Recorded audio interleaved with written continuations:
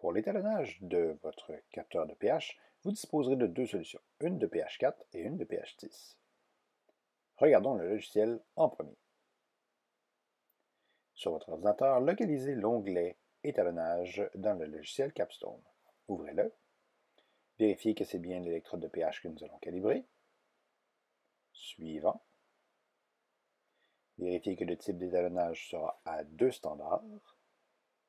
Suivant. Et vous voyez apparaître le premier point. La valeur standard sera de 4 et la valeur actuelle fluctue.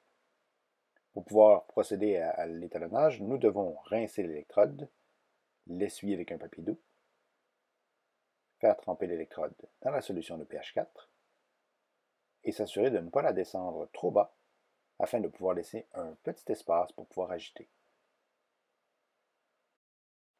Lorsqu'on agite, on s'aperçoit que la valeur actuelle descend près de la valeur standard, mais il n'est pas nécessaire que la valeur actuelle soit exactement de la valeur standard. Ce qui est le plus important, c'est que la valeur actuelle soit stable à 0,05 avant d'appuyer sur « Régler la valeur actuelle sur la valeur standard ». Alors vérifiez bien et quand c'est stable, appuyez sur « Régler la valeur actuelle sur la valeur standard ». Ça enregistre la valeur mesurée. Pour nettoyer, on reprend de l'eau distillée, on réessuie, et ensuite on est prêt à procéder à l'analyse du deuxième point pour l'étalonnage.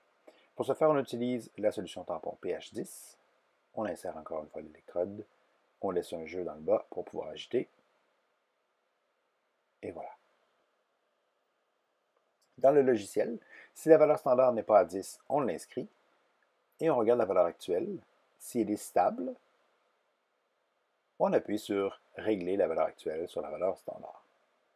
Parfois, ça peut prendre jusqu'à 30 secondes d'agitation. Une fois qu'on a appuyé, on voit des caractéristiques. L'important, c'est de ne pas appuyer sur « Annuler », c'est d'appuyer sur « Terminer ». Vous pouvez ensuite fermer l'onglet Étalonnage. Ensuite, il faut vérifier notre étalonnage avec les deux solutions standards à notre disposition. Vous allez nettoyer l'électrode, l'essuyer et la replonger dans la solution de pH 4. Vous allez aller dans le logiciel et cliquer sur Prévisualiser en bas à gauche et regarder la valeur mesurée par l'électrode.